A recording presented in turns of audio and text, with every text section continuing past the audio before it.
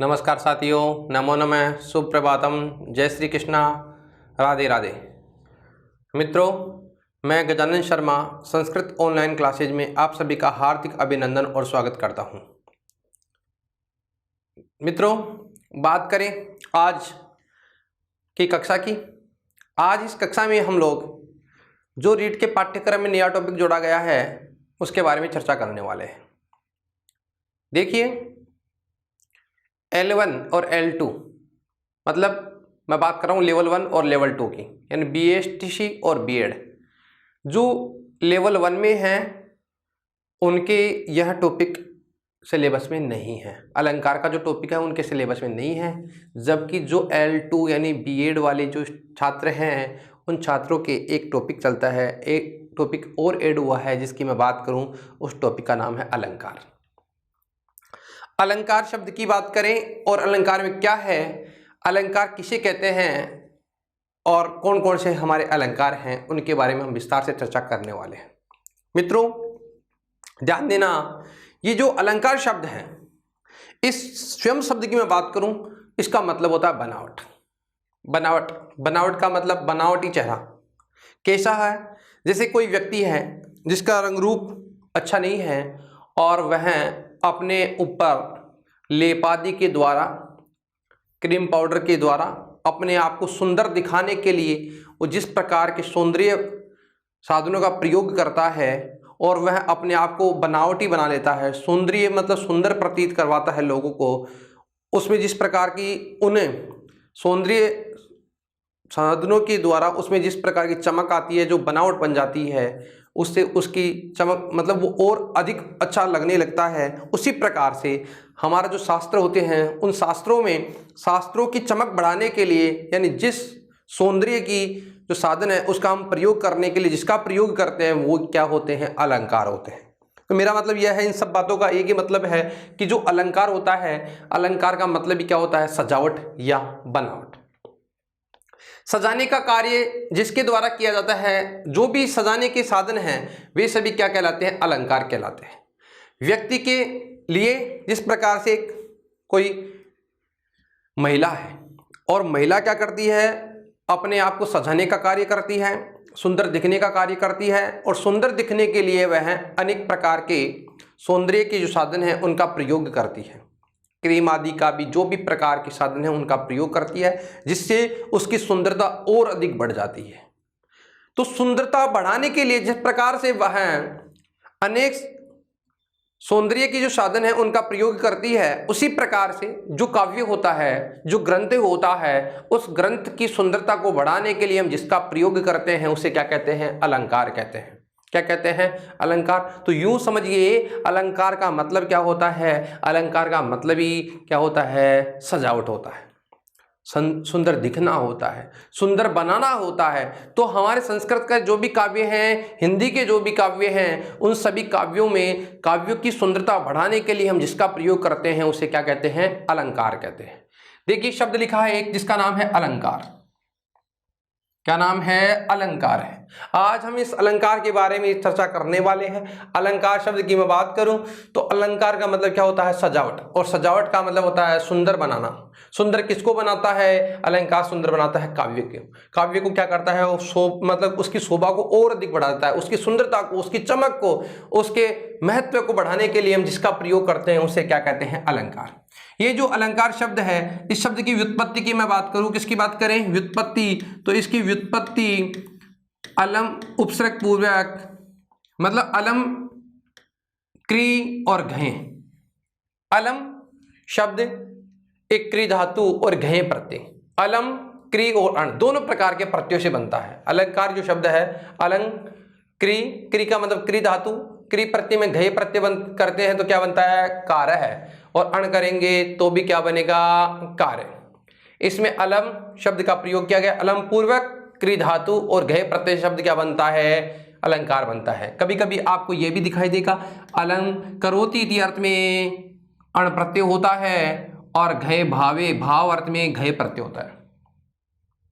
तो यहां घय में घय की संज्ञा हो गई, यह की संज्ञा हो गई, अ शेष रहता है। क्या शेष रहता है? अ। और अण में भी णकित संज्ञा होकर क्या शेष रहता है ए। णित होने के कारण णकित संज्ञा हो गई, णित हो गया, णित होने के कारण क्री को अर को आर वृद्धि हो जाएगी, शब्द क्या बन जाएगा कार्य। और घय में यकित संज्ञा होती है और घी घय जो है ना यित होने के कारण यकित संज्ञा होनी है ना, यित होने के कारण री की क्या होती है वृद्धि आर और शब्द क्या बन जाता है कार्य। अलम उपसर्ग मतलब अलम का पूर्व में प्रयोग किया गया, नहीं यहाँ पहले प्रयोग किया गया अलम, उसके बाद में क्री घय, शब्द क्या बन गया अलंकार, या अलम क्री अण और क्या बन गया अलंकार। इन दोनों के स्थान पे ऐसे ऐसे रहता है, घय के स्थान पे भी और अण के स्थान पर भी। तो यूं समझिए अलंकार शब्द की उत्पत्ति की मैं बात करूं तो अलम पूर्व क्री धातु और घय प्रत्यय से अलंकार बनता है, और आप इसको ऐसे भी कह सकते हैं अलम पूर्व क्री धातु और अण प्रत्यय से भी क्या बनता है अलंकार शब्द की निर्माण होता है। उत्पत्ति की बात करें तो प्रकार के प्रत्ययों से अलंकार शब्द बनता है, घय प्रत्यय से भी बनता है और अण प्रत्यय से भी बनता है।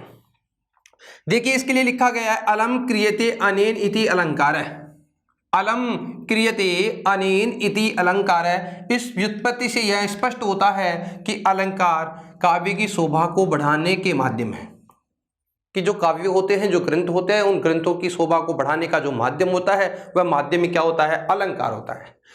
हमने पहले चर्चा करी अभी कि अलंकार होता क्या है, तो अलंकार का मतलब ही क्या होता है शोभा बढ़ाने का साधन। तो शोभा बढ़ाने का कारक, शोभा बढ़ाने का संसाधन जो भी होता है, इससे अगर शोभा बढ़ाएगा तो इसका मतलब इसमें क्या करवाएगा सजावट। तो काव्य में इसके द्वारा क्या हो जाती है सजावट, इससे वह काव्य और अधिक अच्छा लगने लगता है। तो अलंग क्रियते अनेन इति अलंकार है, कहने का मतलब ये हुआ कि जिसके द्वारा काव्य की शोभा को बढ़ाया जाता है वह क्या कहलाता है अलंकार कहा जाता है। विद्वान है जिससे हम बात कर रहे हैं दंडी, दंडी का एक ग्रंथ है जिसकी मैं बात करूं काव्यादर्श।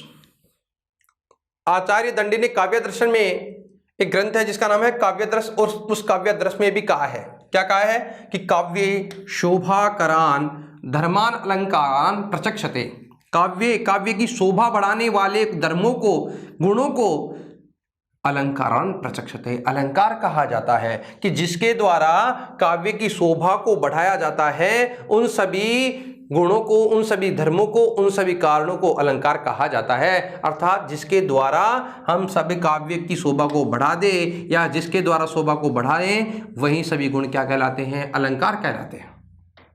मैं बात करूं कुछ अलंकारिक ग्रंथों की कि कौन कौन से हमारे अलंकारिक ग्रंथ हैं। तो अलंकारिक जो महत्वपूर्ण ग्रंथ है उनकी बात करें तो नाट्य शास्त्र एक ग्रंथ है, उस ग्रंथ की बात करें तो ग्रंथ के शास्त्र के रचयिता जो है जिन्होंने रचना की है नाट्य शास्त्र की, उनका नाम है भरत मुनि। भरत मुनि ने एक ग्रंथ लिखा है जिसका नाम है नाट्य शास्त्र, और एक विद्वान है जिनका नाम है आचार्य भामह है। भामह ने दिया है काव्यालंकार। आचार्य भामह ने कौन सा अलंकार दिया है काव्य अलंकार। काव्य आदर्श दिया है दंडी ने और काव्य प्रकाश दिया है मम्मट ने। इन अलंकारिक ग्रंथों में, ये अलंकारिक ग्रंथ है, इनमें हमें अलंकारों का ज्ञान प्राप्त होता है, यहाँ से अलंकारों का हमें विस्तार में विवरण मिलता है। ग्रंथ की बात करूं नाट्य शास्त्र के रचयिता कौन है भरत मुनि। काव्य अलंकार की रचयिता आचार्य भामह है। काव्य दर्श के आचार्य दंडी। काव्य दर्श के प्रवक्ता या लेखक जो हैं वो कौन है आचार्य दंडी है, और काव्य प्रकाश के आचार्य मम्मट। ठीक है, नाट्य शास्त्र भरत मुनि, काव्य अलंकार आचार्य भामह है, काव्य दर्श के आचार्य दंडी और काव्य प्रकाश के मम्मट। यानी इन विद्वानों ने ये ग्रंथ दिए हैं। मैं बात करूं अलंकार शब्द की, अलंकार का महत्व क्या है, काव्य की शोभा बढ़ाने वाले जो भी कारक होते हैं वे सभी क्या कहलाते हैं अलंकार कहलाते हैं।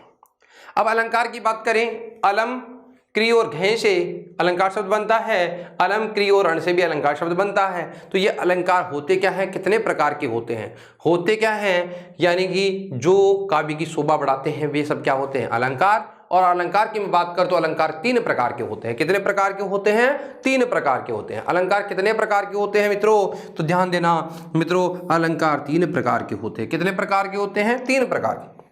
पहले प्रकार की बात करूं, पहला कौन सा है शब्दालंकार। एक होता है अर्थालंकार और एक होता है उभयालंकार। शब्दालंकार, शब्द पे जो आश्रित अलंकार होता है वो शब्द अलंकार होता है, जो अर्थ पे आश्रित होता है वो अर्था अलंकार होता है, और जो दोनों पर आश्रित होता है वह क्या होता है, उभय अलंकार होता है। तो मित्रों अलंकार को हमने कितने भागों में डिवाइड किया है, 3 भागों में डिवाइड किया है। कौन कौन से भागों में डिवाइड किया, पहला कौन सा है, शब्द अलंकार, दूसरा है अर्था अलंकार और तीसरा है उभय अलंकार। देखिए अब हम बात करते हैं शब्द अलंकार की। शब्द अलंकार की बात करें तो यहां क्या होता है, शब्द अलंकार से तात्पर्य ऐसे अलंकारों से है, शब्द अलंकार से तात्पर्य ऐसे अलंकारों से हैं जो केवल शब्द को आश्रित करके स्फुटित होते हैं या स्फुट होते हैं, निकलते हैं। मतलब ये जो अलंकार होते हैं ना शब्द पे आश्रित होते हैं, शब्द के महत्व को मतलब यहाँ देखा जाता है, शब्द का क्या अर्थ है या नहीं है, अर्थ हमें पता है या नहीं है, लेकिन शब्दों की कैसी आवृत्ति हो रही है, किस प्रकार से उनका प्रयोग हो रहा है, हमें ये देखना होता है। तो शब्द अलंकार की बात करूं तो शब्द अलंकार से ये तात्पर्य होता है जो केवल शब्द को आश्रित करके स्फुटित होते हैं या स्फुट होते हैं। यहाँ अर्थ का ज्ञान न होने पर भी काव्य के श्रवण मात्र से ही भी रसोत्पत्ति हो जाती है। समझ गए ना मेरी बात को, मैं क्या कहना चाह रहा था, तो मैं ये कहना चाह रहा था कि यहाँ अर्थ का ज्ञान हुए बिना भी, हमें अर्थ नहीं पता, किसी श्लोक का अर्थ नहीं पता, फिर भी काव्य के सुनने मात्र से ही काव्य का जो मुख्य प्रयोजन है जो हमें पता लग जाता है। एक बार फिर से रिपीट करूं कि शब्द अलंकार से तात्पर्य ऐसे अलंकारों से होता है जो केवल शब्द को आश्रित करके होते हैं, यानी शब्द को देखना होता है, यहाँ अर्थ के ज्ञान से कोई औचित्य नहीं है। कभी कभी हमें केवल सुनने मात्र से भी इसके रस का उत्पत्ति हो जाती है, अर्थात जो काव्य का मुख्य प्रयोजन है वह पूर्ण हो जाता है। अतः केवल शब्द भी काव्य की शोभा को बढ़ा सकते हैं, शब्द भी काव्य की शोभा को बढ़ा सकते हैं। तो यहाँ अर्थ का महत्व नहीं होता। शब्द अलंकारों में किनका महत्व होता है, शब्दों का महत्व होता है, और शब्द काव्य की शोभा को बढ़ा सकते हैं। जिस प्रकार से एक अलंकार है जिसका नाम है अनुप्रास अलंकार, उसमें हम ये सब पढ़ने वाले हैं।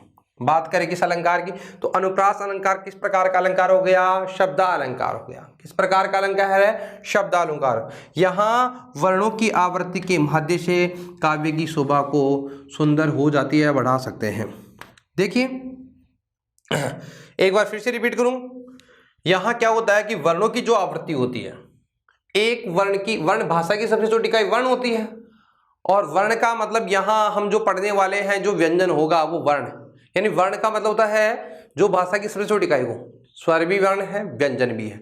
व्यंजन में स्वर की मात्रा निर्धारित होती है, जबकि स्वर स्वयं वर्ण होता है। यहाँ बिना स्वर का जो व्यंजन होता है उसे भी हम संस्कृत भाषा में वर्ण कहते हैं। क्या कहते हैं, वर्ण कहते हैं।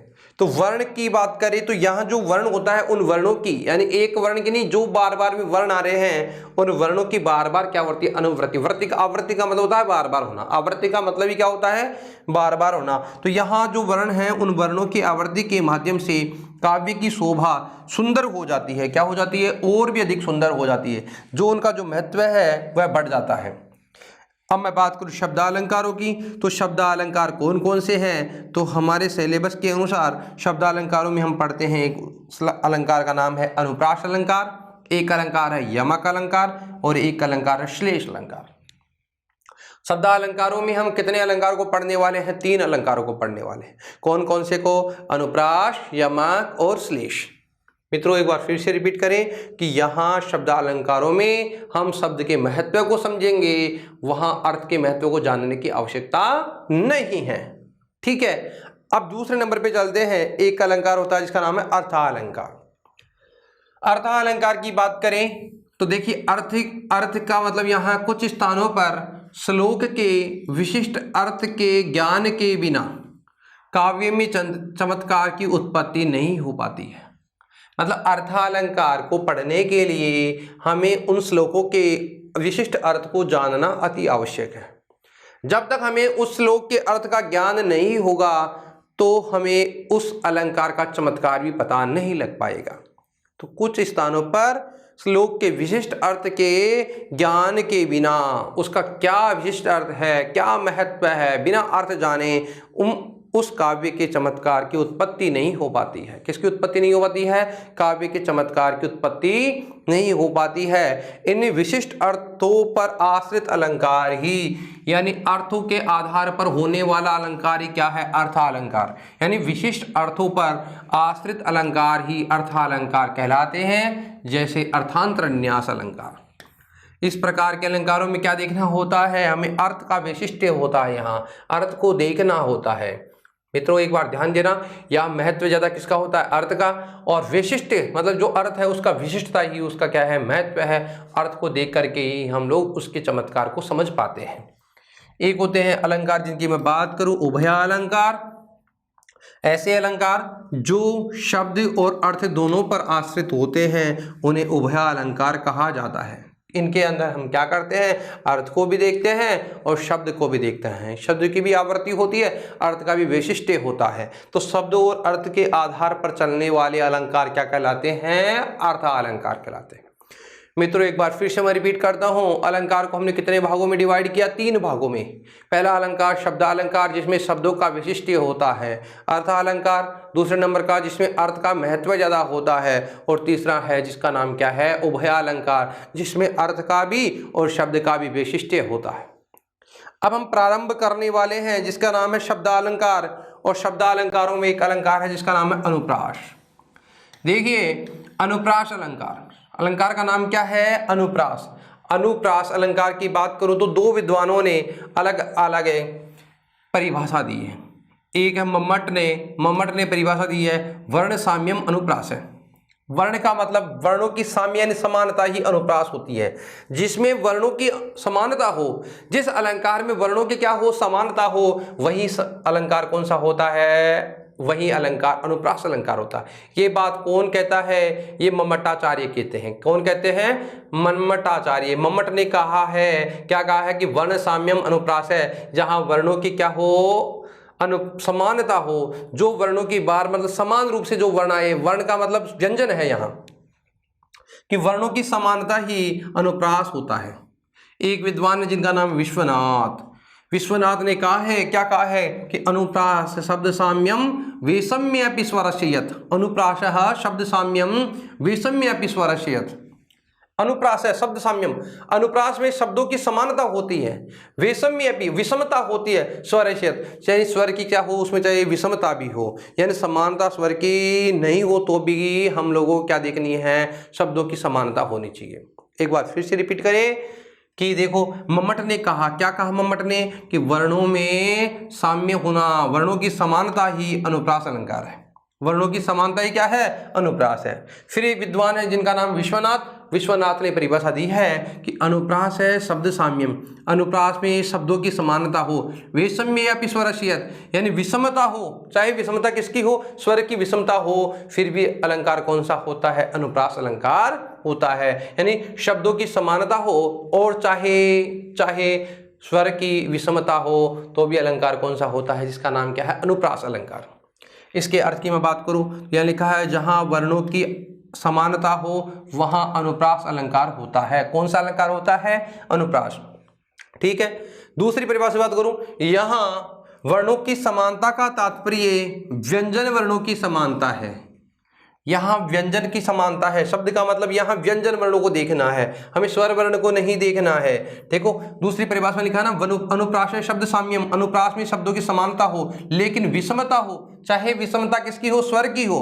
तो यहाँ लिखा है कि वर्णों की समानता का तात्पर्य व्यंजन वर्णों की समानता से है। किससे है? व्यंजन वर्णों की समानता से है। अतः स्वरों की विषमता के रहते भी किसके? स्वर की विषम हो, स्वर समान नहीं हो, असमान हो, यानी विषम हो। असमान का मतलब कभी ऋस्व हो कभी दीर्घ हो, चाहे कोई सा भी स्वर हो, समान स्वर नहीं हो, और लेकिन बार बार व्यंजन वर्णों की समानता हो रही हो और स्वर क्या हो? असमान हो, तो भी वर्णों की आवृत्ति का मतलब बार बार आवृत्ति होना या समानता पाई जाती हो, तो यहाँ अनुप्रास अलंकार होता है। कौन सा अलंकार होता है भैया? अनुप्रास अलंकार होता है। मेरा कहने का यही तात्पर्य है कि आप लोगों को क्या देखना है कि किसी एक ही वर्ण की बार बार आवृत्ति हो रही हो। वर्ण की आवृत्ति होने का मतलब, जैसे हमें व्यंजन वर्ण को देखना है, स्वर वर्ण को नहीं देखना है। व्यंजन का मतलब, व्यंजन के मतलब कोई मात्रा नहीं होती। जो व्यंजन वर्ण होता है, स्वर उसमें जब जुड़ता है तो उसकी मात्रा का प्रयोग होता है। तो बिना मात्रा का जो व्यंजन होता है उसे देखना है। अब यहाँ व्यंजन वर्णों की बार बार आवृत्ति होगी, एक व्यंजन वर्ण के बाद में दूसरा व्यंजन, लगातार उन्हीं व्यंजन वर्णों का प्रयोग होना। ठीक है, जैसे बात करें, जैसे मान लो न न न न न the the the the the, है ना। तो कहने का मतलब यह है कि उन्हीं व्यंजन वर्णों की बार बार आवृत्ति होना। लेकिन यहां कोई स्वर की आवृत्ति बार बार हो या नहीं हो, या स्वर विषम हो या असमान हो, फिर भी यदि व्यंजन वर्णों की बार बार आवृत्ति होती है या व्यंजन वर्णों में समानता पाई जाती है तो उस अलंकार को हम क्या कहते हैं? अनुप्रास अलंकार कहते हैं। अर्थात अनुप्रास अलंकार तब होता है जब व्यंजन वर्णों की लगातार आवृत्ति होती हो। ठीक है, हमें वो शब्द देखने हैं जिनमें शब्दों की आवृत्ति हो रही हो। अब यहाँ वर्ण का मतलब वर्ण होता है, लेकिन यहाँ हम व्यंजन वर्णों को भी कह सकते हैं, या व्यंजन का मतलब एक शब्द की आवृत्ति बार बार होती है। शब्द का मतलब शब्दों की समानता हो लेकिन स्वर विषम हो तो भी हम लोग क्या करेंगे? उसको अनुप्रास अलंकार कहेंगे। क्या कहेंगे? अनुप्रास अलंकार। तो अनुप्रास अलंकार का मतलब ये हुआ, एक शब्द की बार बार आवृत्ति होना ही अनुप्रास अलंकार होता है। शब्द का मतलब व्यंजन देखना है। और यह जो अनुप्रास अलंकार है, वैसे मैं बात करूं तो इसको 6 भागों में बांटा जाता है। कितने भागों में बांटा जाता है? 6 भागों में बांटा जाता है। वैसे आपको ध्यान रखना है, 6 की ज्यादा महत्व नहीं समझना है, एक बार हम बात करेंगे उनको। यह अनुप्रास 5 प्रकार का होता है। कितने प्रकार का होता है? 5 प्रकार का। अनुप्रास कितने प्रकार का होता है भाई? 5 प्रकार का होता है। एक छेकानु, वृत्त्यानु, श्रुत्यानु, अंत्यानु और लाटानु। अनुप्रास जो अलंकार है जिसकी हम चर्चा करने वाले थे कि इसमें हमने पढ़ा कि या वर्णों की बार बार आवृत्ति होती है। देखो, स्वर की विषमता हो और शब्द की समता मतलब समानता हो तो वहां अनुप्रास अलंकार होता है। और इस अलंकार की मैं बात करूं तो यह अलंकार कितने प्रकार का होता है? 5 प्रकार का होता है। कितने प्रकार का? 5। इसका इतना आपको रीड के सिलेबस में प्रकारों का ज्यादा महत्व नहीं है, आपको ध्यान देना है कि अनुप्रास में क्या क्या नियम है उसको थोड़ा समझना है। वैसे मैं बात करूं तो अनुप्रास अलंकार कितने प्रकार का हो गया? 5 प्रकार का हो गया। कितने प्रकार का हो गया? 5 प्रकार का हो गया। तो उन प्रकारों की मैं बात करूं तो प्रकार कौन से हैं? 5 प्रकार की बात करें तो देखो, एक प्रकार है जिसका नाम है छेकानुप्रास। क्या नाम है उसका? छेकानुप्रास। एक का नाम है वृत्त्यानुप्रास, एक का नाम है श्रुत्यानुप्रास, एक का नाम है अंत्यानुप्रास और एक है लाटानुप्रास। सभी अनुप्रास ही हैं, लेकिन इनको हमने अलग डिवाइड कर दिया, अलग अलग बांट दिया। अनुप्रास के कितने प्रकार हो गए? 5 प्रकार होते हैं। पांचों की मैं बात करूं तो कौन सा? छेकानु। पहला कौन सा है? छेकानु। अनुप्रास है ना, अनुप्रास है। तो ये सभी 5 नियम आप एक साथ भी याद कर सकते हो कि ये वाली स्थिति हो तो हमें कौन सा अलंकार करना है? अनुप्रास अलंकार करना है। हमें याद इतना सा रखना है कि क्या क्या आवृत्ति होनी चाहिए। ठीक है, मेरी बात ध्यान से सुनना कि यहां क्या करते हैं हम लोग, कई बार हमें याद नहीं है नाम, कोई बात नहीं, लेकिन हमें नियम याद होना चाहिए। पहला नंबर देखो, क्या नाम है इसका? छेकानुप्रास। अनुप्रास कौन सा है? छेकानु। ये कहता है कि व्यंजन समुदाय की एक ही बार आवृत्ति हो, एक बार आया फिर एक बार आ गया तो भी हम कौन सा अनुप्रास कर सकते हैं? यानी अनुप्रास अलंकार कर सकते हैं। अगर इसको मैं अलग से कहूंगा तो कौन सा अनुप्रास है? ये छेकानुप्रास। छेकानुप्रास में क्या होता है? व्यंजन वर्ण की एक ही बार आवृत्ति आती है। एक बार तो स्वयं आता है, एक बार और आवृत्ति होती है। यानी एक पद्य में 2 बार ही व्यंजन वर्ण की क्या होती है? आवृत्ति होती है। व्यंजन वर्ण का मतलब एक व्यंजन नहीं, उस पूरे समुदाय की एक बार आवृत्ति होती है। वृत्त्यनु, वृत्ति का मतलब होता है स्वर या व्यंजन जो भी है ना, व्यंजन या व्यंजन समूह की अनेक बार आवृत्ति होना। वृत्ति का मतलब बार बार में आना, बार बार। वृत्ति का मतलब घूमना, बार बार में क्या आना? व्यंजन समुदाय की आवृत्ति होना या व्यंजन समूह को बार बार आना ही क्या है? वृत्ति अनुप्रास है। एक है जिसका नाम है श्रुत्य अनुप्रास। नाम क्या है? श्रुत्य अनुप्रास। यानी श्रुत्य का मतलब उच्चारण स्थान, और उच्चारण स्थान वाले वर्णों की आवृत्ति होती है। समान उच्चारण स्थान वाले वर्णों की क्या होती है? आवृत्ति। जैसे उच्चारण स्थान की बात करूं तो उच्चारण स्थान कितने होते हैं भैया? वैसे 7 होते हैं, पाणिनीय शिक्षा के अनुसार 8 होते हैं। ठीक है, तो उच्चारण स्थानों की बात करें तो उच्चारण स्थान मतलब जैसे मान लो कंठ, तो कंठ वाले वर्णों का प्रयोग हो रहा है, कंठ उच्चारण स्थान वाले वर्णों का प्रयोग हो रहा है। तालु उच्चारण स्थान वाले वर्णों का प्रयोग हो रहा है। तो समान उच्चारण स्थान वाले वर्णों का ही क्या होता है? यहाँ पर प्रयोग होता है। तो एक ही उच्चारण स्थान वाले वर्णों की जो आवृत्ति होती है उसका नाम क्या है? श्रुत्यानुप्रास। एक है अंत्यानुप्रास। अंत्य का मतलब पाद का जो अंतिम वर्ण होता है, तुकांतता होती है। जैसे कोई गाना होता है तो उस गाने में क्या होती है, तुकांतता होती है। पहले वर्ण जो होता है ना, उस वर्ण के मतलब पहली वाली जो लाइन होती है उसका जो अंतिम वर्ण होता है ना, जैसे जो भी होता है उसी के अनुकूल दूसरे वाले लाइन का वर्ण होता है। तुकांतता मतलब उनको मिलाना। जैसे गाना होता है कोई भी, जैसे कोई भी भजन हो, कोई गीत हो, जो भी हो, उसमें आप देखते हो तो उसमें आपने ये देखा होगा कि अंतिम जो वर्ण है ना, दोनों लाइनों के समान होते हैं। ठीक है, वहां जो स्वर होता है ना, स्वर की मात्रा समान होती है। तो तुकांत का यानी पाद के अंत में तुकांतता की स्थिति व्यंजन व स्वर समुदाय की आवृत्ति होती है। जैसे मान लो ऊपर वाली लाइन में आ रहा है विकास है, तो नीचे भी क्या आ रहा है, काश है, ऐसे कुछ आ रहा है। समझ रहे हो क्या मेरी बात को? तो मेरा मतलब इतना सा है कि यहाँ क्या होती है, तुकांतता होती है। लाटानुप्रास शब्द और अर्थ की आवृत्ति लेकिन तात्पर्य भिन्न भिन्न होता है। एक शब्द आता है और उसी के साथ में शब्द के साथ ही जो भी शब्द होता है उस शब्द की जो आवृत्ति होती है या अर्थ की जो आवृत्ति होती है वो अलग होती है, लेकिन यहाँ उनका भिन्न भिन्न तात्पर्य होता है। फिर से एक बार रिपीट करूँ, हमें क्या याद रखना है कि अनुप्रास अलंकार कब कब होता है, यानी व्यंजन समुदाय की एक बार आवृत्ति हो तो भी हम अनुप्रास अलंकार करते हैं। व्यंजन या व्यंजन समूह की अनेक बार आवृत्ति हो तो भी अनुप्रास अलंकार होता है। एक ही उच्चारण स्थान वाले वर्णों का यदि प्रयोग हो रहा है उस श्लोक में तो भी कौन सा अनुप्रास अलंकार हो सकता है। यदि किसी पाद के अंत में तुकांतता हो तो भी अनुप्रास अलंकार होता है। और शब्द की और अर्थ की आवृत्ति हो लेकिन तात्पर्य भिन्न भिन्न हो तो भी अनुप्रास अलंकार होता है। इसलिए इनके नाम कितने हो गए, 5 प्रकार के, छेकानु, वृत्त्यानु, श्रुत्यानु, अंत्यानु और लाटानु। छेकानु को एक बार फिर से व्यंजन समुदाय की आवृत्ति एक बार होती है। वृत्त्यानु यानी व्यंजन या व्यंजन समूह की अनेक बार आवृत्ति होती है। श्रुत्यानु यानी एक ही उच्चारण स्थान वाले वर्णों की आवृत्ति होती है। अंत्यानु पाद में तुकांतता होती है या व्यंजन व स्वर की समुदाय की आवृत्ति होती है। और लाटानु की बात करूं, शब्द और अर्थ की आवृत्ति लेकिन तात्पर्य भिन्न भिन्न होता है। देखिए मित्रों, उदाहरण से हम समझने का प्रयास करेंगे। चलो हम प्रारंभ करते हैं। उदाहरण देखिए, अब यहां हमें शब्दों को देखना है, हमें अर्थ के यहां कोई वैशिष्ट्य नहीं है। अब शब्दों को हमें समझना है। क्या समझना है? देखो देखो क्या लिखा है, आदाय बकुल गंधांध।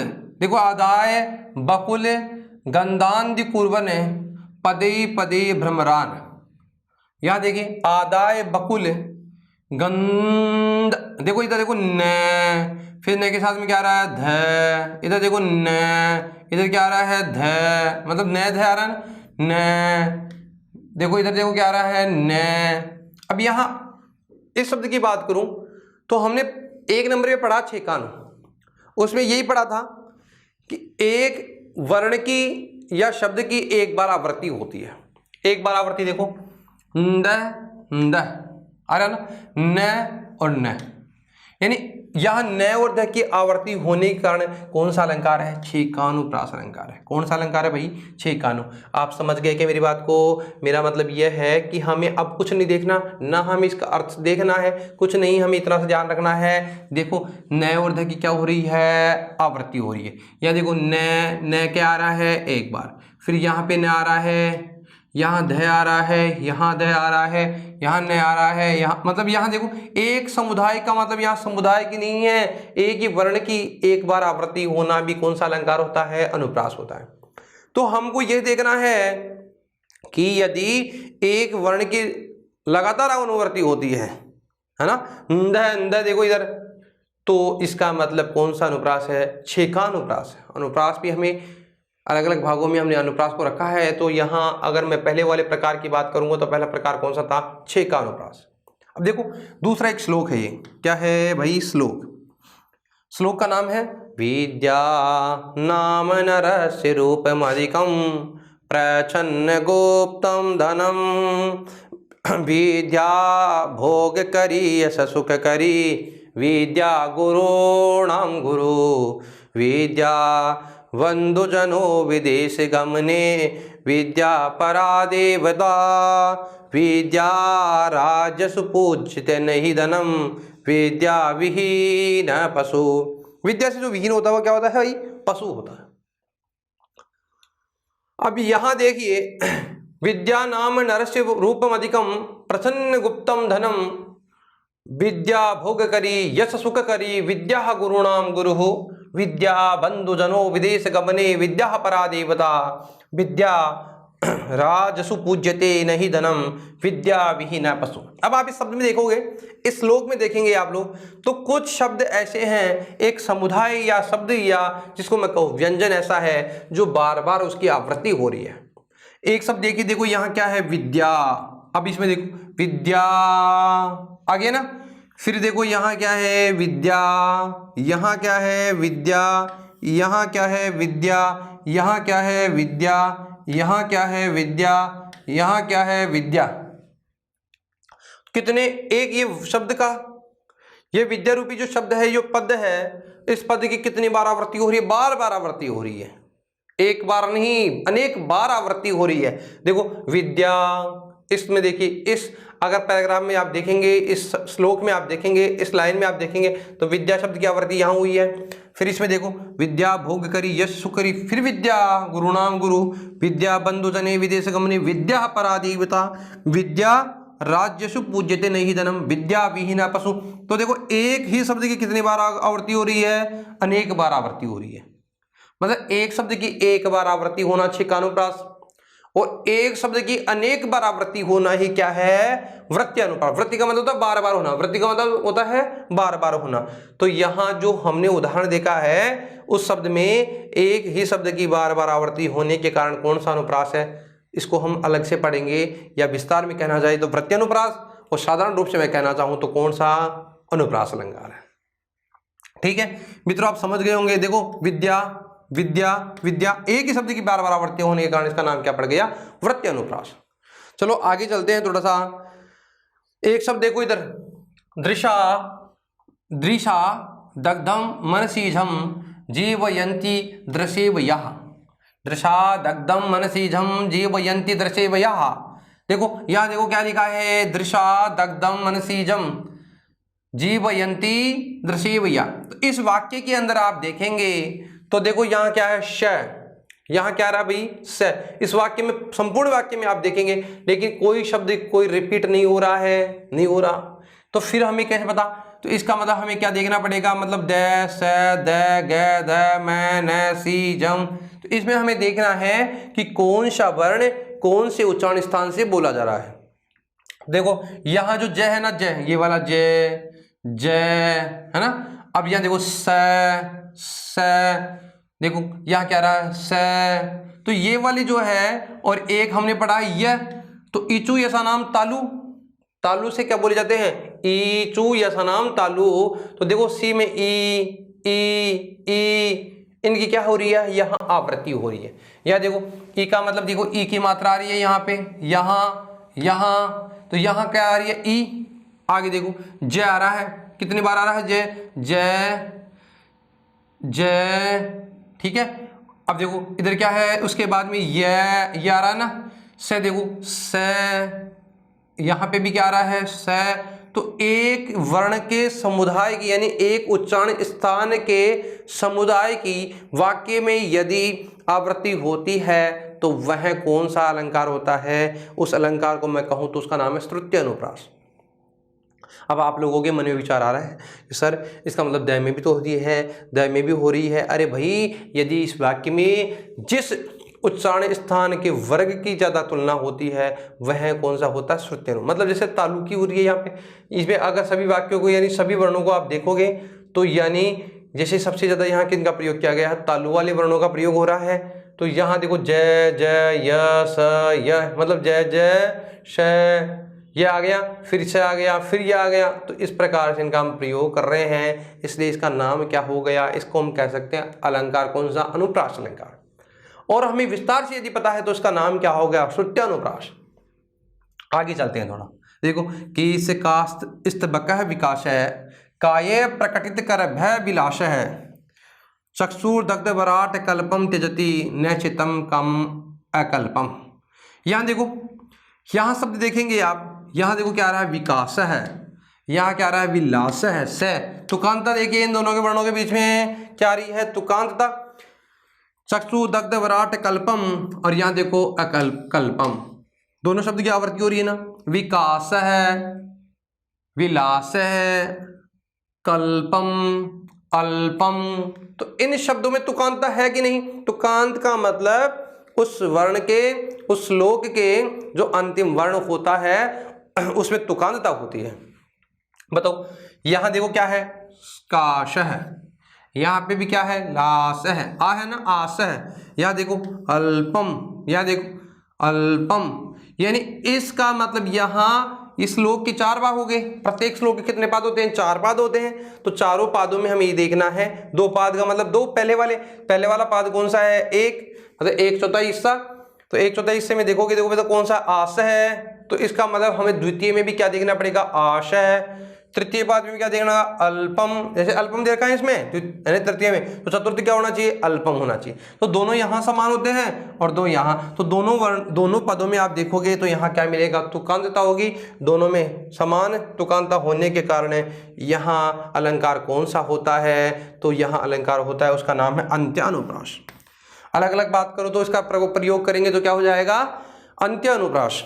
देखिए मित्रों, एक बार फिर से रिपीट करता हूं कि से काशस्तवकः विकास है, विकास है काया प्रकटित करभय विलास है, चक्षु दग्ध वराटम अकल्पम और त्यजति नचित है कामम अनल्पम। तो यहाँ देखो, यहाँ विकास है, विलास है, कल्पम, अनल्पम, यहाँ तुकांतता है। अतः यहाँ कौन सा अलंकार होता है जिसकी मैं बात करूँ तो अलंकार का नाम है अंत्यानुप्रास। थोड़ा आगे चलते हैं। देखिए उदाहरण लिखा है, नयने तस्यैव नयने च, नयने तस्यैव नयने च, नयने तस्यैव नयने च। नयन का अर्थ होता है एक, लेकिन तात्पर्य भिन्न भिन्न होते हैं। नयने तस्यैव नयने च, नयन का मतलब नेत्र, नयन, लोचन, चक्षु, तो एक ही शब्द के अलग अलग अर्थ होने के कारण, लेकिन यहाँ एक चीज और देखेंगे आप, यहाँ भी नयन का समुदाय आ रहा है, यहाँ भी समुदाय आ रहा है। एक प्रकार तो ये हो गया, हम समुदाय को देखते ही कई बार क्या कर देते हैं, हमें मान लो अर्थ का वैशिष्ट्य नहीं है, अर्थ का ज्ञान नहीं है, तो भी हम लोग क्या कर सकते हैं, जैसे यहाँ देखो नयन वाले समुदाय की आवृत्ति हो रही है, फिर उसका मतलब समुदाय पूरा का पूरा आ रहा है, तो अनुप्रास अलंकार तो हम कर देंगे। अलंकार का नाम क्या है? जिसका नाम है अनुप्रास। लेकिन यदि अर्थ का वैशिष्ट्य भी पता है, जिसको हम कहते हैं लाटानुप्रास, लाटानुप्रास में एक ही शब्द और अर्थ को हमें देखना होता है जिसके भिन्न भिन्न तात्पर्य होते हैं। यहाँ देखो नयन, उसके नयन, नयने च और उसके नयन, तो यहाँ नयन का अर्थ एक है, नयन का मतलब नयन होता है, लेकिन तात्पर्य भिन्न भिन्न होने के कारण अनुप्रास कौन सा है? लाटानुप्रास। तो मेरा मतलब ये हुआ कि हमें इन सब 5 बातों से हमें यही सीखना चाहिए, 5 प्रकार से हमें यही सीखना चाहिए कि इस प्रकार की यदि हमारे पास में कोई उदाहरण होते हैं तो उन उदाहरणों से हमें कौन सा अलंकार करना है? अनुप्रास। यूँ समझना कि जिसमें वर्णों की एक बार आवृत्ति हो वह भी अनुप्रास होता है, पूरे समुदाय की बार बार आवृत्ति हो तो भी अनुप्रास होता है, जिसमें उच्चारण स्थान की एक ही उच्चारण, समान उच्चारण स्थान वाले वर्णों की आवृत्ति हो तो भी अनुप्रास होता है, तो कांतता हो तो भी अनुप्रास होता है, और जिसमें एक शब्द के अनेक या भिन्न भिन्न तात्पर्य निकले वह भी कौन सा अलंकार होता है? अनुप्रास होता है। जैसे एक उदाहरण दिया आपको अलग से समझाने के, देखो यहाँ सृष्टि सृष्टुराद्य वहति विधिहुतम, या विद्या च होत्री, या द्वे कालम विदत श्रुति विषय गुणा, या स्थिता व्याप्य विश्वम, या माहो सर्वबीज प्रकृतिरिति, यया प्राणीन प्राणवंत, प्रत्यक्षा विप्रपन्नस्तनुभिर्वतो, वस्ताभिरीष्टाभिरीश, वस्ताभिरीष्टाभिरीश, वस्ताभिरीष्टाभिरीश। यह श्लोक कालिदास के द्वारा रचित सर्वोत्कृष्ट रचना, जिसे आप लोग सब जानते हैं, उस रचना का मंगलाचरण है। और रचना की मैं बात करूं कि कालिदास ने अभिज्ञान शाकुंतलम उनका सर्वोत्कृष्ट नाटक है, रचना है। उस रचना के प्रारंभ में भगवान शिव की अष्टमूर्ति का मतलब उन्होंने मंगलाचरण किया है। और उन्होंने यहाँ देखो, अब वो वैशिष्ट्य अलग है, यहाँ हमें क्या देखना है? अर्थ का वैशिष्ट्य हमें पता हो या नहीं हो, हमें देखना क्या है? वर्ण की समुदाय की आवृत्ति। यहाँ देखो, यहाँ पे देखो सृष्टि और सृष्ट, देखो सृष्ट सृष्ट, ई की मात्रा थी, यहाँ ऊ की थी, उसको नहीं देखना। तो यहाँ देखो शब्द क्या आ गया? सृष्ट। और यहाँ देखो आगे देखो ष्ट। तो एक बात देखो, ष्ट ष्ट ये दोनों वर्णों की समान आवृत्ति हो रही है कि नहीं, यहाँ री है यहाँ र है, तो मेरा मतलब ये हुआ यहाँ ट और ष्ट है, ष्ट की आवृत्ति होने के कारण एक ही बार आवृत्ति हो रही है। तो अगर मैं अलग से बात कहूं तो अनुप्रास कौन सा है, छेका अनुप्रास, और वैसे बात कहूं तो कौन सा अलंकार है, अनुप्रास अलंकार है। मित्रों आप समझ गए होंगे मैं क्या कहना चाह रहा था। मेरा मतलब यह है कि यदि वर्ण के समुदाय की एक ही बार आवृत्ति हो तो भी अलंकार होता है, वो कौन सा होता है, अनुप्रास, जिसका हम अलग से नाम रखते हैं कौन सा, छेका अनुप्रास। यानी पूरे समुदाय की बार बार आवृत्ति हो तो कौन सा अलंकार होता है, जिसकी मैं बात करूं तो उसका नाम है वृत्तीय अनुप्रास। जिस अलंकार में यदि एक ही उच्चारण स्थान के शब्दों का बार बार आवेश हो रहा हो या आ रहे हैं तो वह होता है श्रुत्य अनुप्रास, और यदि तुकांतता हो तो वह अनुप्रास होता है जिसका नाम है, उसकी बात करें तुकांत का मतलब यहाँ जो तुकांत का होता है उसकी बात करें तो उसका नाम अंत्यानु, अंत्य यानी अंतिम वाले अनुवर्ण की आवृत्ति होना, वो क्या होता है, अंत्यानु। और जिसके द्वारा अर्थ का विशिष्ट होता है या भिन्न भिन्न तात्पर्य होते हैं वह होता है कौन सा, लाटानु। मित्रों इसी के साथ अब हम आगे एक अलंकार है जिसके बारे में चर्चा करने वाले हैं। तो प्रारंभ करते हैं एक अलंकार को जिसका नाम है यमक अलंकार। अलंकार का नाम क्या है, यमक। देखिए परिभाषा की बात करूं तो परिभाषा लिखी गई है, सत्यर्थ प्रतिगर्ताया स्वर व्यंजन संहते कर्मेण तेनेव आवृत्तिम यमकम विनिगदते। क्यों क्या लिखा है, सत्यर्थे प्रतिगर्थाया, सत्यर्थे प्रतिगर्ताया स्वर व्यंजन संहते, सत्यर्थे प्रतिगर्ताया स्वर व्यंजन संहते क्रमेण तेनेव आवृत्ति यमकम विनिगदते। यमक किसे कहा जाता है, इसका मतलब यहाँ ये हुआ कि यहाँ स्वर एवं व्यंजन समुदाय की आवृत्ति होती है। सत्यर्थे प्रतिगर्ताया स्वर व्यंजन संहते, स्वर की और व्यंजन को कर्म से आवृत्ति होती है। यहाँ स्वर और व्यंजन की क्या होती है, कर्म से आवृत्ति होती है। कर्म से का मतलब लगातार आवृत्ति होती है।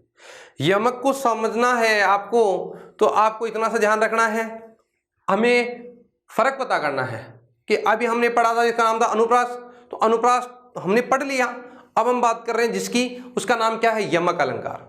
तो यमक अलंकार में क्या होता है, स्वर व व्यंजन समुदाय की आवृत्ति होती है, दोनों की एक साथ आवृत्ति होती है। लेकिन ये जो दोनों पद होते हैं उन दोनों पदों का विशिष्ट अर्थ होता है, यानी अलग अलग अर्थ होता है। देखिए क्या लिखा है, यहां भी स्वर एवं व्यंजन वर्ण के समुदाय की आवृत्ति होती है। अब ये तो क्लियर हो गया। तो शब्द अलंकार तो है ही, इसके साथ ही अब हमें क्या क्या देखना है, लेकिन, लेकिन यानी लेकिन अर्थवान होने की स्थिति में दोनों का अलग अलग अर्थ होता है।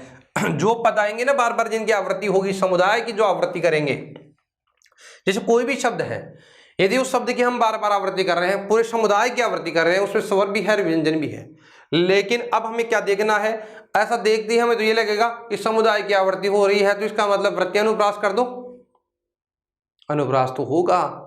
लेकिन आपने जो पढ़ा अब तक कि अनुप्रास होगा कि समुदाय में आवृत्ति होती है तो अनुप्रास होता है। लेकिन हमें यहाँ क्या देखना है, उसकी मैं बात करूं तो यहाँ देखना है कि यहाँ जो भी समुदाय में जो भी पद आएंगे उन पदों के अर्थ को भी हमें देखना होता है। क्या देखना होता है, अर्थ को देखना होता है।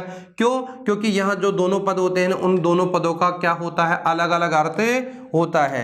कहीं कहीं पर आवृत्ति होने वाले दोनों शब्द सार्थक होते हैं तो कहीं कहीं पर दोनों पद निरर्थक होते हैं। कहीं पर एक सार्थक होता है तो कहीं पर एक निरर्थक होता है। अब मेरा मतलब आप समझे होंगे कि मैं ये कहना चाह रहा हूँ कि यहाँ पर कर्म से स्वर और व्यंजन समुदाय की आवृत्ति होती है, लेकिन दोनों पद जो होते हैं जिनकी आवृत्ति होती है उन दोनों पदों का कोई ना कोई वैशिष्ट्य होता है, अर्थात दोनों पदों के अलग अलग अर्थ होते हैं। क्या होते हैं, अलग अलग अर्थ होते हैं। तो मेरा मतलब ये हुआ कि यहाँ स्वर व्यंजन समुदाय की आवृत्ति तो होती है, लेकिन अर्थवान होने की स्थिति में, दोनों पदों के अर्थवान होने की स्थिति में दोनों का अलग अलग अर्थ होता है, समान अर्थ नहीं होता। कहीं कहीं पर आवर्ती होने वाले जो दोनों शब्द होते हैं वो सार्थक होते हैं, और कभी कभी दोनों पद ही निरर्थक होते हैं। कभी एक सार्थक होता है तो कभी एक निरर्थक होता है, कभी दोनों सार्थक होते हैं, कभी दोनों निरर्थक होते हैं, लेकिन पदों की आवृत्ति लगातार होगी। समझ गए क्या मेरी बात को? तो ये आपको यहाँ ध्यान रखना है कि जो अलंकार होता है कौन सा, यमक अलंकार, उस यमक अलंकार में लगातार दो पदों की आवृत्ति होती है, यानी पद की आवृत्ति, समुदाय की आवृत्ति एक साथ होगी, पूरा पूरा समुदाय आएगा, लेकिन दोनों का अलग अलग अर्थ होगा। दोनों या तो निरर्थक होंगे, दोनों या सार्थक होंगे, या एक निरर्थक होगा या एक सार्थक होगा। जैसे उदाहरण की बात करें, उदाहरण की मैं बात करूं, देखो क्या लिखा है, नवपलास, नवपलास पलास वनम पुरः, नवपलास पलास वनम पुरः।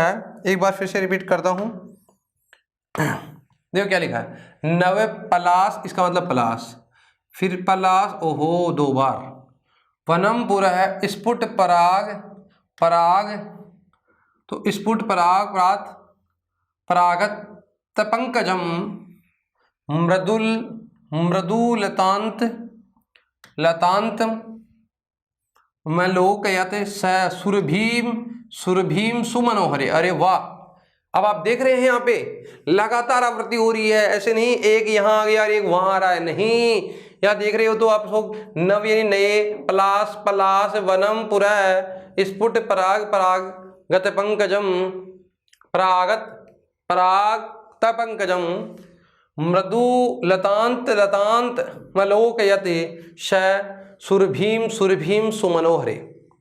इसका मतलब ये हुआ कि यहाँ पर आप देखेंगे तो देखो यहाँ एक प्लास आया, साथ ही साथ ही एक समुदाय पूरा का पूरा स्वर और व्यंजन से, जो व्यंजन दोनों से युक्त, स्वर व्यंजन से युक्त एक समुदाय की फिर से वापस आवृत्ति होगी, क्रम से ही आवृत्ति हो रही है, ऐसे नहीं। कर्म का मतलब होता है लगातार, एक के बाद वही आएगा, रिपीट होगा। इसमें देखो पराग, और इसका मतलब भी क्या होता है, पराग। यहाँ देखो पराग पराग आ रहे हैं, दोनों देख रहे हैं। यहाँ देखेंगे क्या आ रहा है, लतांत, और यहाँ पे भी क्या आ रहा है, लतांत। आगे देखो क्या लिखा हुआ है, सुरभीम, सुरभीम। तो मेरा मतलब ये था, हमने परिभाषा क्या पढ़ी है, परिभाषा हमने पढ़ी है कि पृथक हो, अलग अलग हो, स्वर व्यंजन सहित कर्म और स्वर और व्यंजन सहित हो, लेकिन कर्मेण तेने आवृत्ति, जो कर्म से उनकी आवृत्ति होती है, जो समुदाय की आवृत्ति होती है, वही क्या होता है, यमक अलंकार होता है। इसका मतलब यह कि यहाँ भी स्वर व्यंजन समुदाय की आवृत्ति तो होती है, लेकिन दोनों की अर्थवान होने की स्थिति में दोनों का अलग अलग अर्थ होता है, दोनों को अलग अलग अर्थ होता है तो, लेकिन कभी कभी दोनों सार्थक होते हैं, कभी कभी दोनों निरर्थक होते हैं, कभी एक सार्थक होता है, कभी एक निरर्थक होता है। तो यहाँ सब देखेंगे, प्लास प्लास का दो बार आवृत्ति होना, पूरे समुदाय की आवृत्ति हो गई, यहाँ पे पराग पराग की आवृत्ति हो गई, यहाँ लतांत लतांत की आवृत्ति हो गई, और यहाँ सुरभि सुरभि की आवृत्ति होनी, पूरे समुदाय की आवृत्ति हो रही है। यहाँ देखना, प्लास का मतलब होता है नए नए, किस लिए, नए नए पत्ते, नए, प्लास का मतलब होता है नए नए पत्ते, किस लिए का मतलब होता है नए नए पत्तों को निकलना, और एक होता है प्लास, प्लास का मतलब होता है वन, एक प्लास वन होता है। मतलब देखो प्लास का मतलब यहाँ नए नए किस लिए हैं, और एक प्लास का मतलब वन है, ये दोनों पद क्या है, सार्थक है, इसलिए अलंकार कौन सा होगा, यमक होगा। फिर आगे देखो, फिर आगे वाक्य में देखा हमने कि यहाँ फिर दो बार प्राग आ गए। एक प्राग, द्वितीय प्राग जो शब्द है निरर्थक है, क्योंकि यह अर्थ परागत का है। पराग का मतलब होता है पराग, राग का मतलब यहाँ परागत शब्द से लिया गया है, और यहाँ दूसरे को हमने क्या मान लिया है, निरर्थक हो गया। देखो लतांत, लतांत का मतलब यहाँ देखो, लतांत जो है, प्रथम लतांत निरर्थक है क्योंकि अर्थ है मृदुल का, एक अर्थ का मतलब, एक लतांत का मतलब क्या होता है, मृदुल, मीठा होता है। एक होता है सुरभि, इसका मतलब होता है सुरभित, और एक होता है सुरभि वसंत, दोनों सार्थक है। यानी सुरभि का मतलब होता है सुरभित, और एक सुरभि का मतलब होता है वसंत, वसंत का मतलब बसंत ऋतु आदि जो भी है, वसंत। तो यानी आनंदित करने वाला, मनोहर जो समय होता है वसंत का होता है। तो इसका मतलब ये हुआ कि एक ही शब्द के अलग अलग अर्थ होने के कारण अलंकार कौन सा होता है, अलंकार की मैं बात करूं तो अलंकार होता है यमक अलंकार। जैसे प्रजा, प्रजा स्व इव तंत्रित्वा, तो प्रजा का मतलब होता है प्रजाजन, और प्रजा का मतलब होता है पुत्र पौत्र आदि, दोनों सार्थक है। सार्थक हो नहीं हो, दोनों निरर्थक भी हो सकता है, दोनों सार्थक भी हो सकता है, एक निरर्थक भी हो सकता है, एक सार्थक भी हो, लेकिन हमें देखना है, देखो यहाँ प्रजा और यहाँ पे प्रजा, समुदाय की आवृत्ति हो गई, पूरी की पूरी समुदाय की आवृत्ति हो रही है, दोनों का अलग अलग अर्थ भी है। तो प्रजा का मतलब क्या होता है, प्रजाजन, प्रजा के योग मतलब, और यहाँ प्रजा का मतलब क्या है, पुत्र पौत्र आदि, दोनों का अलग अलग अर्थ होने के कारण, और दोनों सार्थक हैं। सार्थक होते नहीं होते उससे कोई फर्क नहीं पड़ने वाला, लेकिन दोनों का अलग अलग अर्थ होने के कारण कौन सा अलंकार होता है, यमक अलंकार। एक अलंकार है जिसकी मैं बात कर रहा हूं, जिसका नाम है श्लेष अलंकार। श्लेष अलंकार की बात करें तो श्लिष्टै पदेरनकार्थ विधाने श्लेष इष्यते। इसकी परिभाषा की बात करें तो क्या परिभाषा लिखी गई है? श्लिष्टै पदेरनकार्थ विधाने श्लेष इष्यते। श्लिष्टै पदेरनकार्थ विधाने श्लेष इष्यते।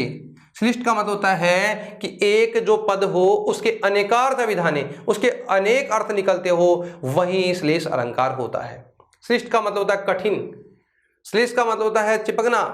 एक शब्द के अलग अलग अर्थ हो रहे हैं ना, तो यहां एक ही पद के क्या होंगे? अनेक प्रकार के अर्थ होते हैं। वह अलंकार कौन सा होता है भैया? श्लेष अलंकार होता है। मित्रों एक बात ध्यान देना, इस अलंकार को पढ़ने के लिए हमें आपको यह पता होना चाहिए कि यहाँ जो अलंकार होता है उस एक ही शब्द के अनेक अर्थ निकलते हैं। क्या निकलते हैं? अनेक अर्थ निकलते हैं। एक पद, देखो परिभाषा की बात कहूं, एक पद के द्वारा ही अनेक अर्थों की उत्पत्ति होने पर श्लेष अलंकार होता है। पद एक ही है, शब्द एक ही है, लेकिन एक ही शब्द के बहुत सारे अर्थ निकलते हैं, और एक शब्द के अनेक अर्थ निकलने के कारण ही कौन सा अलंकार होगा? श्लेष। वस्तुतः यहाँ दो शब्द एक जैसे होते हैं। दो शब्द कैसे होते हैं? एक जैसे होते हैं, जिनका अलग अलग अर्थ होता, अलग अलग अर्थ था, लेकिन एक साथ उच्चारण करने पर दोनों मिलकर एक ही शब्द बन जाते हैं। मतलब शब्द तो हमें ऐसा लगता है कि दो शब्दों से मिलकर बना है, लेकिन एक साथ जब उच्चारण करते हैं तो दोनों को क्या हो जाता है? एक ही हो जाता है, और दोनों के अलग अलग अर्थ होते हैं। आपको इन सब का एक ही मतलब ध्यान रखना है कि एक ही पद के या एक ही शब्द के जब अनेक अर्थ निकलते हो तो कौन सा अलंकार होता है भाई? श्लेष अलंकार होता है।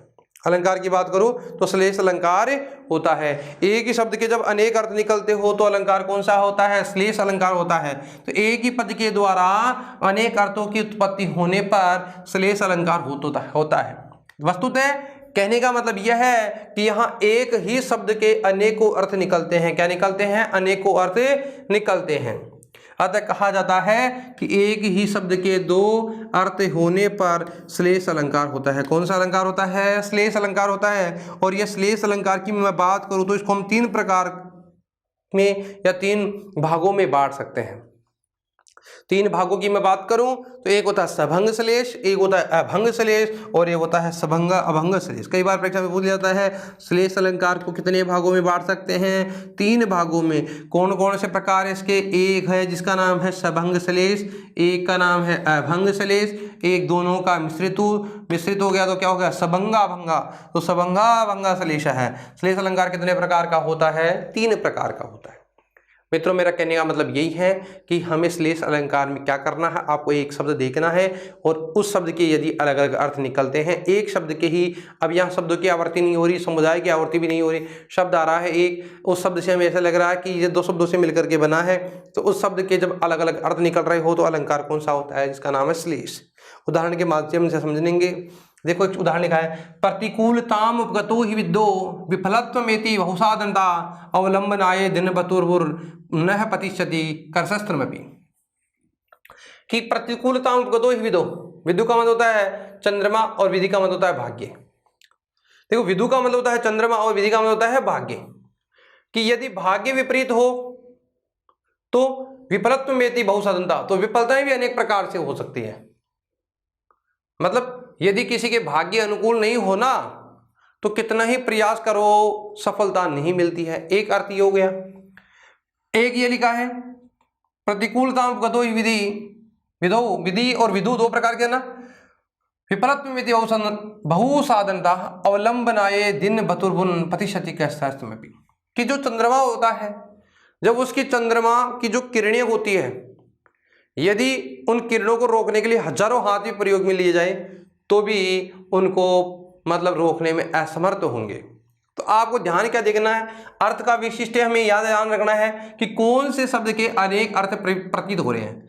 तो यहाँ देखो प्रतिकूल हो जाने पर विदु, अब विदो शब्द है ना, ये विदो जो शब्द है, इस शब्द को देखेंगे तो यहाँ ये शब्द दो, इसके दो वैशिष्ट्य हो रहे हैं, दो अर्थ निकलते हैं। एक होता है विदु, एक होता है विधि। क्या है? विधि। या देखो यहां विदो पद का विदु एवं विधि शब्द से तात्पर्य सप्तमी एक वचन में बनता है।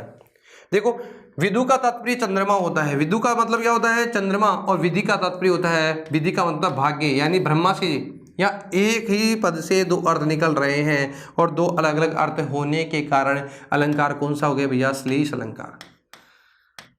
भाग्य के निर्माण कौन करने वाले? भगवान ब्रह्मा जी। भाग्य भी कह सकते हैं इसको, ब्रह्मा जी भी कहें तो यहाँ विधि का मतलब होता है, विधि विधान वाले कौन है? भगवान ब्रह्मा। या विधि का मतलब भाग्य, विदु का मतलब भी क्या होता है? चंद्रमा। तो मेरा मतलब यह है मित्रों कि एक ही शब्द के अलग अलग अर्थ होने के कारण अलंकार कौन सा हो गया? अलंकार हो गया श्लेष। अयम सर्वाणि शास्त्राणि ऋदिगेषु च वक्ष्यति। देखो धातु है वच, और देखो वक्ष्यति, यहाँ देखो कि वच धातु भी है और वह धातु, वच में वह धातु भी है और वक्ष, देखो वक्ष्यति तो रूप दिख रहा है ना। अब यहाँ आपको देखो अयम सर्वाणि शास्त्राणि हृदि हृदय गेसु जानना चाहिए वक्ष्यति। अब वक्ष्यति में वच धातु भी है और एक वह धातु, वह का मतलब वह ढोना। तो देखो एक ही शब्द में दो अर्थ होने के कारण या दोनों का अलग अलग अर्थ होने के कारण वच और वह दो प्रकार की धातुओं से बनने के कारण इसका मतलब यह अलंकार कौन सा है? इसकी मैं बात करूं तो अलंकार हो गया श्लेष अलंकार।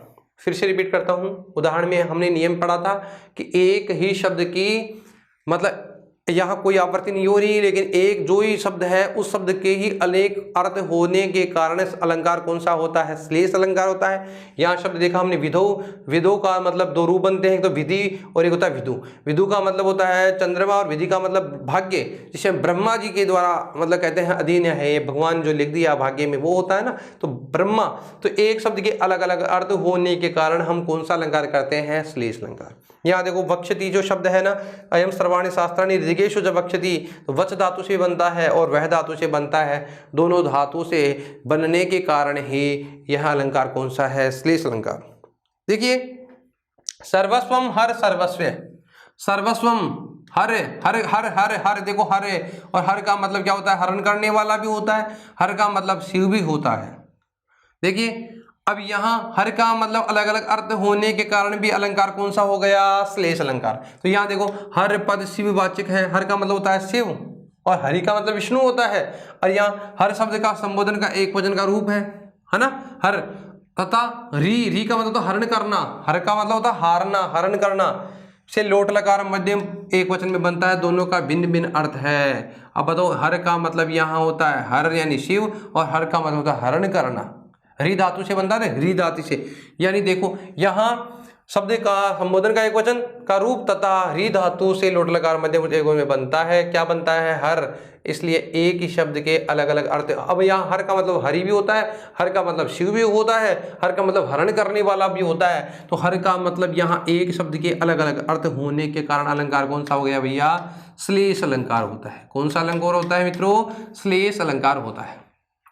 देखिए चेतो न लंग काम यते मदीयम, चेतो नलम काम यते मदीयम, चेतो अनलम काम यते मदीयम। यहाँ एक ही पद से अनेक अर्थ निकल रहे हैं। चेतो न चित्त नहीं है मेरा, ल लंका यते मदीयम, लंका, लंका में मेरा चित्त नहीं लग रहा है। देखो अब क्या है कि नल और दमयंती का जो संवाद होता है, तो एक शब्द के चेतो न लंग काम यते मदीयम, एक है चेतो नलम, चेतो नलम नलम काम यते मदीयम, और चेतो अनलम काम यते मदीयम। इन शब्दों की देखेंगे तो यहाँ एक ही शब्द के अलग प्रकार, इसका अलग अर्थ हो रहा है, इसका अलग, इसका अलग। चेत नलम काम यते मदीयम, चेतो नलम काम यते मदीयम, चेतो अनलम काम यते मदीयम। तो यहाँ देखें कि एक ही शब्द के एक ही वाक्य था, इसको हमने अलग अलग प्रकार से समझने का प्रयास किया है। इसलिए एक ही नलम नलम नलम, देखो शब्द क्या है, इसको नलम अलग कर दिया, नल नला और नल।